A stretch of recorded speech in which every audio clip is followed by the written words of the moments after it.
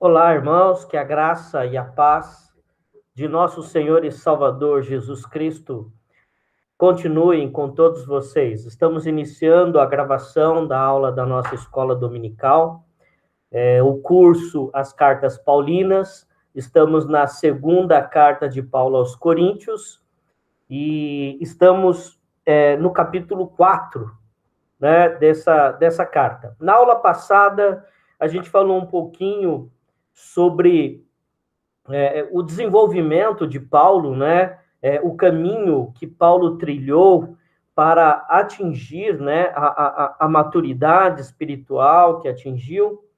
E hoje nós vamos abordar também um tema paralelo, antes de entrarmos propriamente dito nas cartas mesmo, né, no capítulo, que é falar sobre a questão do vaso de barro, né? Muitas vezes a gente lê, a gente fala e a gente não dá assim a devida atenção a esse ponto, né? Um vaso de barro. Então, num primeiro momento, a ideia de vaso de barro, né, é que importa o que há no vaso. O vaso em si não presta para nada, não tem valor algum, porque ele é de barro. Né? Então, às vezes, a gente acaba depreciando o ser humano, né, por conta da mensagem que ele deve levar. Né? Não, então, assim, importa aquilo que eu prego, aquilo que eu transmito, porque eu sou só um vaso de barro. Será que é dessa forma que Deus nos enxerga, como coisas totalmente desprezíveis, totalmente dispensáveis, totalmente sem valor, e importante é apenas a sua mensagem? Né? Estudando Paulo, né? Preparando os estudos para esse curso que estamos fazendo agora, eu me deparei sobre essa questão. Né? No capítulo 4, verso 7, né? Quando fala que somos vasos de barro. Então, o que devemos pensar ou o que devemos concluir sobre essa questão de sermos vasos de barro? Então, hoje, a nossa aula ela se dará mais em torno sobre essa discussão. E aí, então, a partir disso, né, nós vamos prosseguir fazendo a leitura e tentando compreender mais 2 Coríntios. É claro que tudo isso que a gente tem tratado, esses assuntos paralelos, como o de domingo passado e desse domingo agora, tem tudo a ver com o que estamos vendo, né? Não é algo à parte, mas está relacionado. A diferença é que a gente não está indo ali, versículo a versículo, mas a gente está tratando algum ponto que vai colaborar para a nossa compreensão, né? Então vamos orar, e depois da oração eu vou projetar a tela, e aí nós vamos seguir então com o conteúdo da aula de hoje. Santíssimo e eterno Deus, nós te agradecemos por cada vida que estará vendo esta aula, que estará assistindo esta aula, que o teu Espírito Santo, ó Pai, possa trabalhar em cada coração e nos conduzir agora, ó Pai, nos conduzir na apresentação dos temas e no desenvolvimento dos assuntos, ó Pai. É no nome santo de Jesus que nós oramos agradecidos. Amém. É isso, queridos irmãos, vamos projetar a tela como já fazemos de costume, né?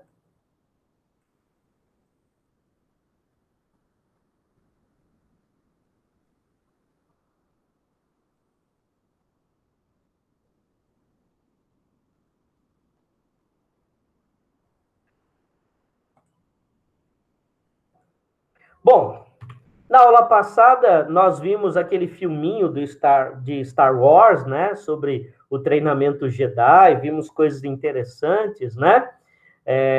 Pegando, né, um link na cultura cinematográfica, né? Considerando, claro, que é uma ficção, mas que tem coisas ali importantes que a gente pode fazer um paralelo, né? E aí nós concluímos, né, que o caminho que Paulo trilhou foi passar a viver pela fé, ter atitudes sempre positivas em relação à vida, né? Procurando sempre interpretar todos os acontecimentos da vida de uma forma positiva. O que Deus tem a me ensinar, o que Deus tem preparado para mim, o que Deus tem para mim lá na frente, né? Então, às vezes a gente é viciado a olhar as coisas sempre com um olhar negativo, né? Mas a gente precisa aprender, eu falo a começar em mim, né? A ver a vida com uma perspectiva positiva. Inclusive, por isso, vamos falar sobre vaso daqui a pouco, né? Deixou as coisas velhas para trás, olhando para o novo, né? Enquanto pessoas insistem em permanecer no passado, né? Remoendo mágoas antigas, remoendo antigas rixas, remoendo outras ofensas, né? Porém, nós sabemos que devemos olhar para frente, né? Devemos olhar sempre adiante. Confiou sempre no poder de Deus, teve a fé como sua grande aliada, entendeu o segredo do homem interior, né? E o quanto é perecível a vida presente com seus males frente à vida eterna com Deus. Então, esse foi como terminamos a aula na semana passada. Agora, irmãos, o capítulo 4, eu fiz um recorte apenas num versículo, por enquanto. Depois, como eu disse na introdução, nós vamos seguir com o restante da aula, né? Mas, 2 Coríntios 4:7, que nos diz: temos, porém,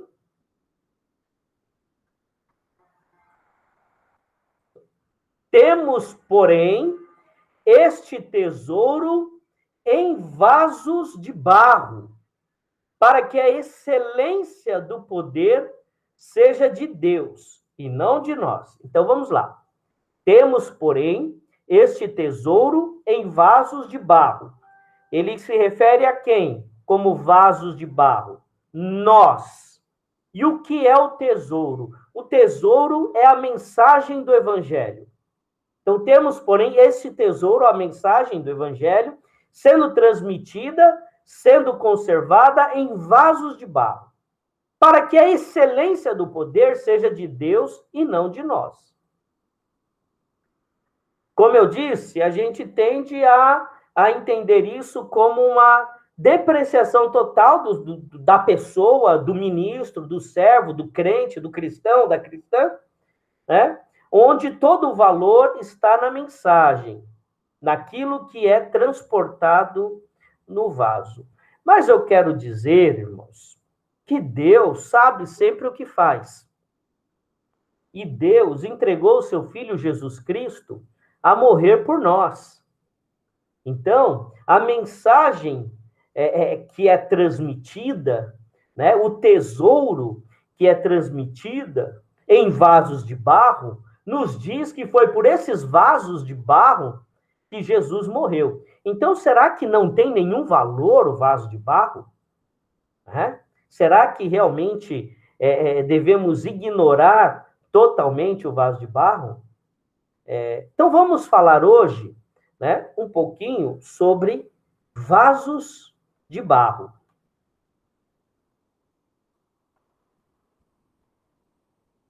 Então, vamos seguir aqui adiante. Né? Na época bíblica, os vasos de argila, né, ou vasos de barro, eram utilizados pelas pessoas em geral para trabalhos cotidianos. Então, veja bem, né, o vaso, ele tem a ideia de algo que é utilizado por alguém. Uma das suas funções atribuídas aos vasos, então, melhorando a frase aqui, uma das funções atribuídas aos vasos era de enterrá-los no chão das casas como uma espécie de silo, onde poderiam estocar o trigo, os grãos, o vinho e o óleo com a segurança de não estragá-los. Olha que interessante, né? Então, quando a gente acha que um vaso não vale nada, né? Ele não tem valor algum, né? Um vaso de barro, de argila, mas ele tinha o poder, né? Ele tinha o poder de preservar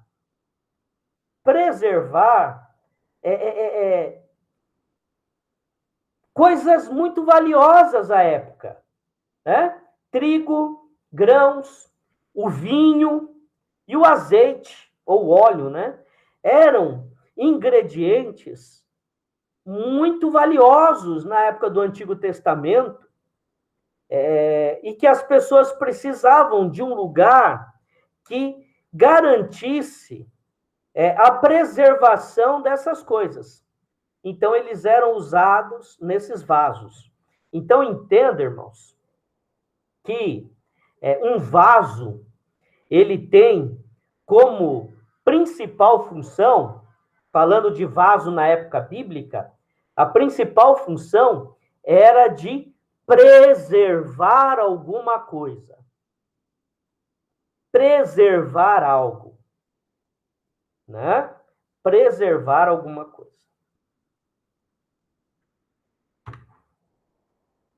Partindo daí, nós vamos falar sobre Qumran. O que é Qumran?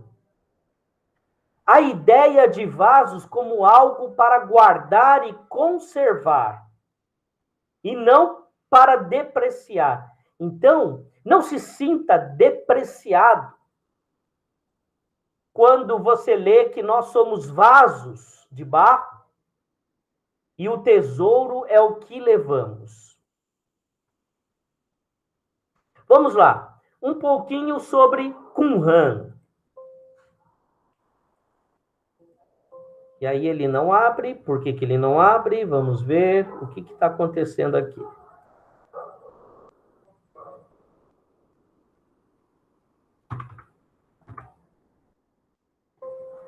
Não abre.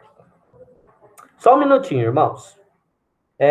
Vamos falar, né, sobre Qumran. Eu vou abrir aqui a pasta e vou abrir o texto direto aqui em Qumran. Pronto. Aqui. Deixa eu aumentar a tela um pouquinho. Qumran, ruína da mancha cinzenta. Esse era o significado da palavra. É um sítio arqueológico localizado na Cisjordânia, a 1 milha da margem noroeste do Mar Morto, a 12 quilômetros de Jericó e a cerca de 22 quilômetros a leste de Jerusalém. É administrado pelo Parque Nacional de Qumran, em Israel. Situado na fissura do Mar Morto entre 2 barrancos profundos, em uma área onde atividades tectônicas são frequentes e a precipitação média anual é muito baixa, né? Atividades tectônicas, lá, as placas tectônicas, então tem muito tremor de terra e pouca chuva, né? Precipitação é chuva. O meio ambiente atual é árduo e difícil para o cultivo, mas foi precisamente o clima árido e a inacessibilidade do local que contribuiu significativamente para a preservação de estruturas e de materiais arqueológicos encontrados na região. Nessa região, há aproximadamente 330 dias de sol por ano, e praticamente não há chuvas. 330 dias de sol. O ano tem 365 dias. O ar é tão seco e quente que a água das evaporações é seca. É seca imediatamente no ar, criando uma névoa e resultando em um cheiro de enxofre. Então, esse era Qumran. Qumran tornou-se célere, né, ou conhecida, em 1947, com a descoberta de manuscritos antigos, que ficaram conhecidos como os manuscritos do Mar Morto. Olha só. Em 1947, os primeiros manuscritos foram encontrados em uma caverna às margens do Mar Morto por um jovem beduíno que cuidava de um rebanho de ovelhas. A notícia do achado espalhou-se rapidamente após a venda e aquisição dos primeiros manuscritos. De imediato, a comunidade científica interessou-se pelo achado.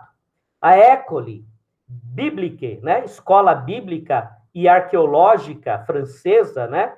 A École Biblique et Archéologique Française, né?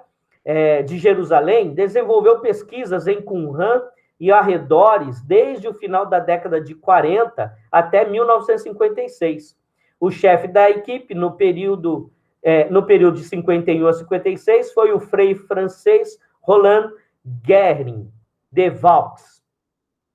Aproximadamente 930 fragmentos de manuscritos hebraicos, aramaicos e gregos foram encontrados em 11 cavernas em Qumran, datando de 250 a.C., datado de 250 a.C.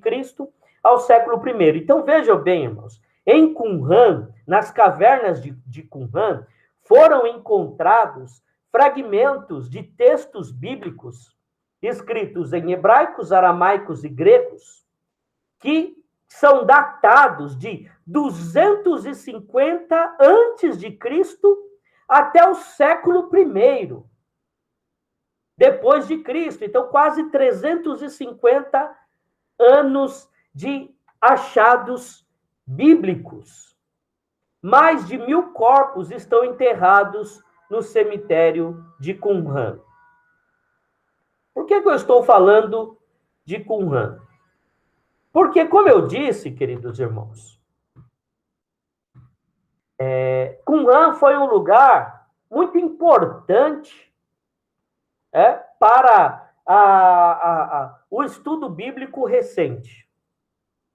Muitos manuscritos foram encontrados, inclusive o livro inteiro do profeta Isaías.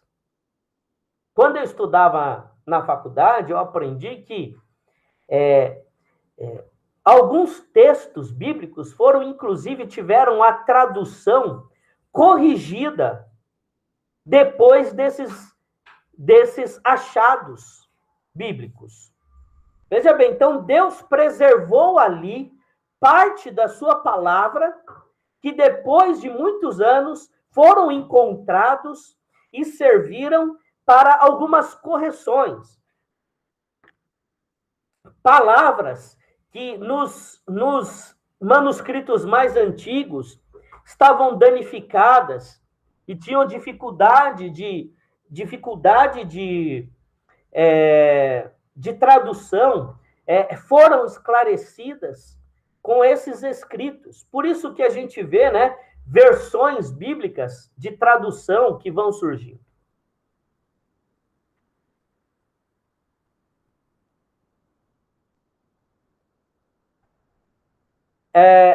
Como eu já expliquei, né, eu li no texto onde ficava Qumran, perto ali do Mar Morto. Vocês vão entender já onde eu quero chegar com tudo isso. E aí, nós vamos lá. Montanhas. Vamos ver as montanhas. E não quer abrir os arquivos. Eu vou lá na pasta, irmãos. Vamos lá.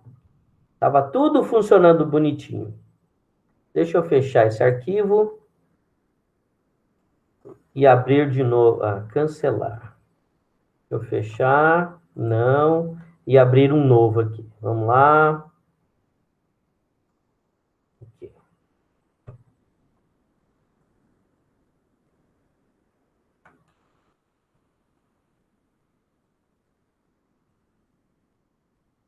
Estamos aqui. Vamos lá.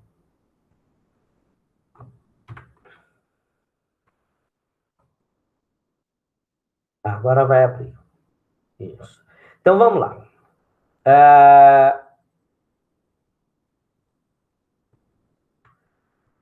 Vamos para a localização. Google Chrome, ok.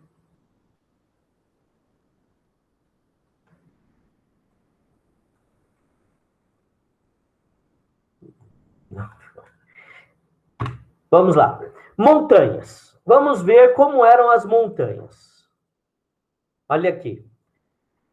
Aqui é o lugar onde um pedaço, né, um trecho do lugar onde foram encontrados esses manuscritos. Aqui são as cavernas. Né? Deixa eu aumentar aqui para visualizar. Ó, então é um monte de montanhas, né, com aquela característica geográfica que eu li para vocês. E aqui são as cavernas, onde manuscritos foram enterrados ali para serem preservados, dada a importância que quem fez isso percebeu que aqueles escritos tinham. Veja bem, então alguém, né, pessoas, grupos, esconderam ali esses escritos bíblicos, percebendo a importância que eles tinham. Aí aqui, nós vamos ter uma visão mais ampla. Ó, então aqui é a região montanhosa de Qumran. Aqui é o Mar Morto. Olha só, lembra? Que ele ficava a 1 quilômetro do Mar Morto, da margem do Mar Morto. Então aqui é o Mar Morto, né? E aqui é a região com as cavernas, ó. A gente consegue perceber na imagem várias cavernas, tá? Então, quando vocês ouvirem falar dos escritos, manuscritos do Mar Morto, Qumran, vocês já têm uma ideia do que se trata. Esses manuscritos estavam onde, irmãos?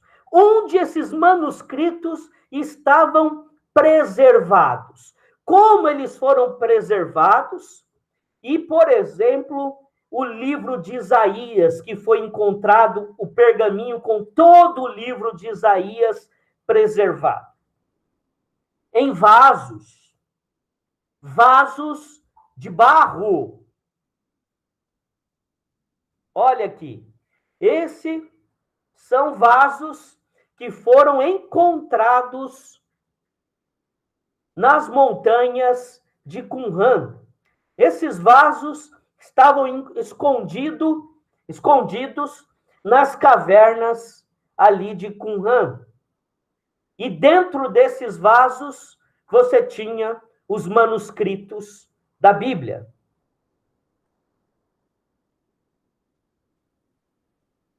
Né?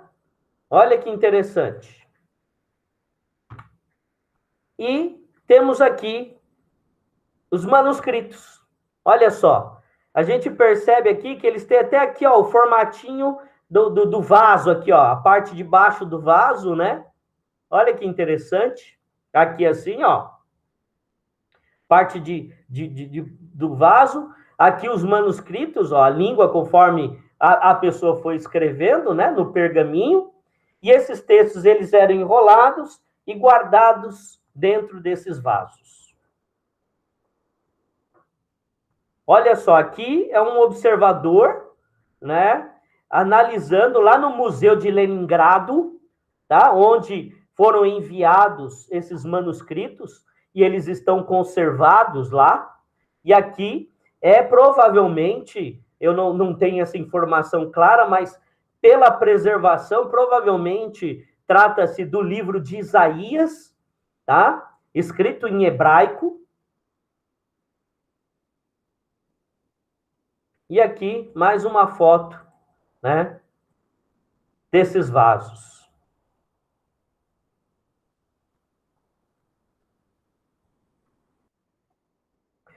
O que eu quero dizer com isso, queridos irmãos? Que nós somos, sim, vasos. Somos vasos de barro. Sim, somos vasos de barro. Agora, vamos fazer algumas analogias. Como que Gênesis fala que o homem foi criado? Do barro. Do barro.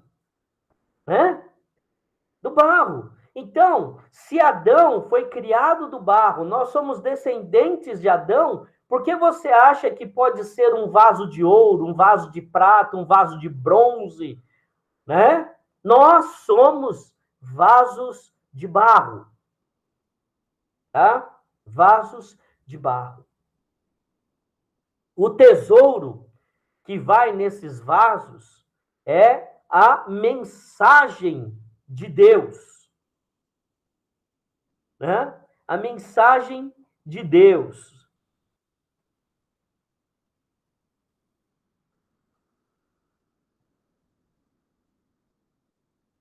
E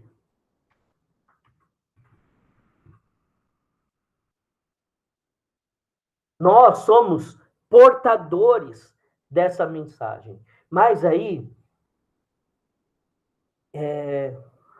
onde entra então a importância do vaso? É como a do sal, queridos irmãos. Vocês sabiam, né, que a palavra salário, vem de sal. Por quê? Na antiguidade, os guardas romanos eram pagos com sal. O sal era muito valioso porque ele tinha o poder de conservar. Conservar. Então, você conservava os alimentos no sal. Quem trabalha com cozinha mais antiga sabe do que eu estou falando. Quando Jesus fala, vós sois o sal da terra, o sal que dá gosto, o sal que tempera, mas o sal que conserva. Conserva o quê? Conserva a palavra de Deus. Conserva a sã doutrina. Conserva o testemunho. Então, vocês são sal. Eu sou sal. Nós somos sal. Nós somos luz. Mas também somos vasos. E aí eu queria que você entendesse vaso aqui, aquilo que Paulo colocou no capítulo 4, verso 7, que você entendesse sal, o vaso, né? Como aquilo que conserva e guarda algo muito valioso, como o vaso usado no Antigo Testamento, quando nós lemos no começo que o vaso abria-se um buraco na terra, colocava o vaso de barro, e esse vaso, então, ele servia para guardar trigo, guardar grãos, guardar vinho, guardar azeite e preservar ali esses ingredientes. E depois, esses vasos, eles foram, por um grupo de pessoas, usados para guardar a palavra de Deus, para que a palavra de Deus fosse preservada e muitos fragmentos, muitos textos, o livro inteiro do profeta Isaías fosse encontrado muitos anos depois, lá nas montanhas e cavernas de Qumran. Eu acredito que muitos já perceberam rapidamente onde eu queria chegar nessa aula. Então, quando a palavra de Deus te chama de vaso de barro, ela não está nos depreciando. Ela não está nos desvalorizando, mas sim nos ensinando a importante função que nós temos como vasos. Vaso se transporta alguma coisa. No vaso de barro, coisas valiosas são preservadas. Então não foram os anjos escolhidos, mas sim nós, seres humanos, eu e você, fomos escolhidos para sermos vasos de Deus, para que, através de nós, a sua palavra, a sã doutrina, fosse preservada no mundo que se corrói, no mundo que se corrompe, no mundo que se deteriora a cada dia. É através de mim, através de você, através do povo de Deus, através da igreja, que a palavra de Deus será preservada neste mundo que se deteriora a cada dia, que se corrompe a cada dia. É nesse sentido, amados irmãos, que somos chamados de vasos de barro, porque Deus nos escolheu como portadores, transportadores e preservadores do seu tesouro, que é a palavra, a mensagem de salvação ao mundo. E Deus permitiu que, através da história, tivéssemos exemplos valiosos, como dos manuscritos de Qumran, manuscritos do Mar Morto, que foram preservados em vasos de barros por séculos e séculos.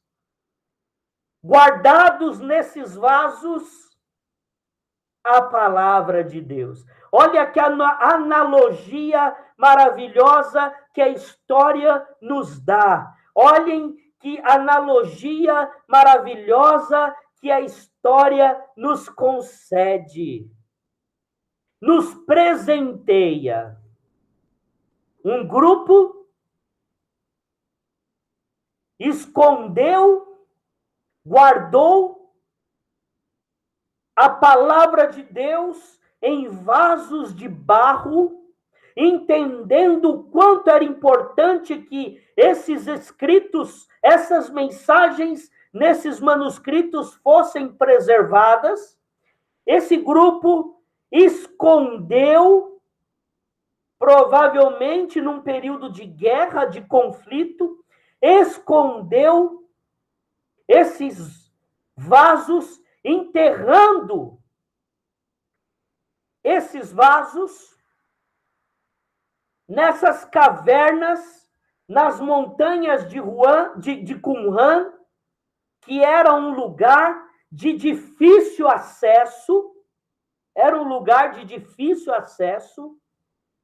de pouca umidade, com isso preservar era mais fácil. Então esse grupo deixou lá, e depois de muito tempo, esses escritos foram encontrados e foram úteis para o estudo da palavra de Deus, para a compreensão da mensagem de Deus. Olha que coisa maravilhosa, irmãos. Não sei, eu não sei se eu consigo transmitir o quanto eu fico maravilhado com isso.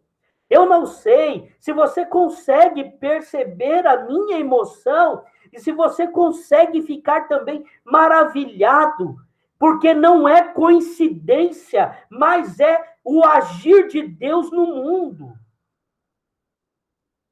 E olha a mensagem que Deus nos dá sobre vaso.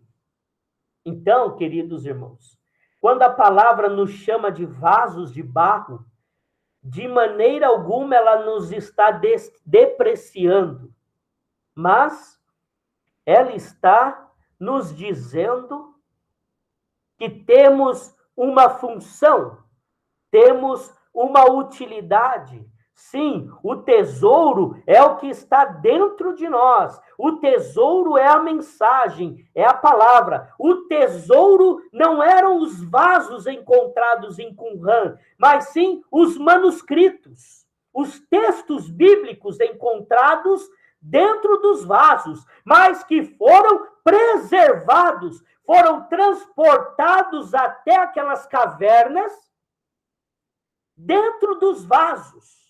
Então era necessário o vaso para que o manuscrito fosse transportado. Era necessário o vaso para que os manuscritos fossem preservados. Então, o tesouro é a palavra de Deus, mas os vasos são necessários para que esse tesouro seja transportado e alcance os confins da terra. O tesouro é a palavra de Deus, mas os vasos de barro são necessários para que esse tesouro seja preservado até o último dia, quando o Senhor Jesus Cristo vier em glória. Aleluia! Aleluia! Então, meus amados, meus queridos, minhas queridas, meus irmãos, minhas irmãs, o tesouro é sim a palavra de Deus, mas nós somos os vasos de barro sim, mas que servem por Deus para que esse tesouro seja transportado até o confim do mundo, até os confins da terra. E este tesouro seja preservado até o último dia, quando Cristo voltar em glória. Aleluia! Aleluia! O tesouro eram os manuscritos, mas os manuscritos chegaram ali, transportados dentro de vasos, e foram preservados por séculos, e hoje estão no importante Museu da Bíblia em Leningrado.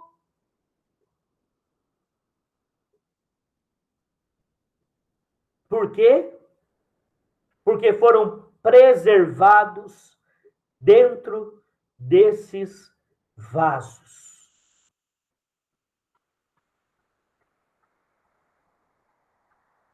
Conseguiram entender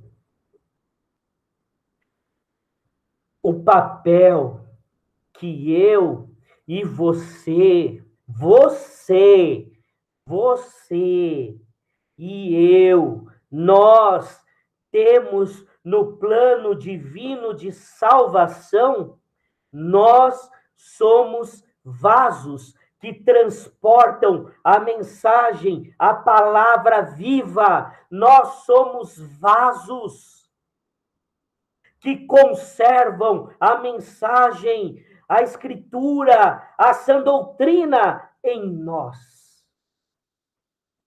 Pois, se um dia todas as Bíblias do mundo forem confiscadas e destruídas,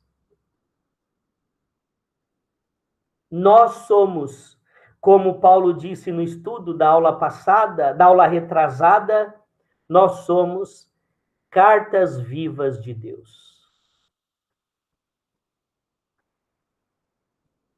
Que coisa maravilhosa, amados irmãos. Que coisa linda. Então, eu, até preparar essa aula, eu tinha uma visão dessa passagem de vaso totalmente equivocada. Olha como a gente aprende. Olha como a gente não sabe tudo. E preparando a aula para vocês, eu aprendi muito. Mas o que mais me chamou a atenção de tudo o que eu aprendi foi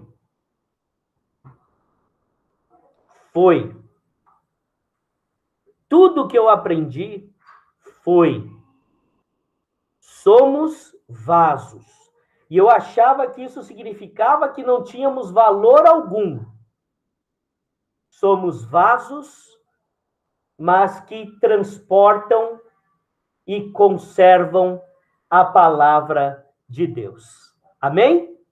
Que Deus nos abençoe, que Deus nos ajude, que Deus esteja sempre conosco e que sejamos sempre vasos nas mãos de Deus. Amém.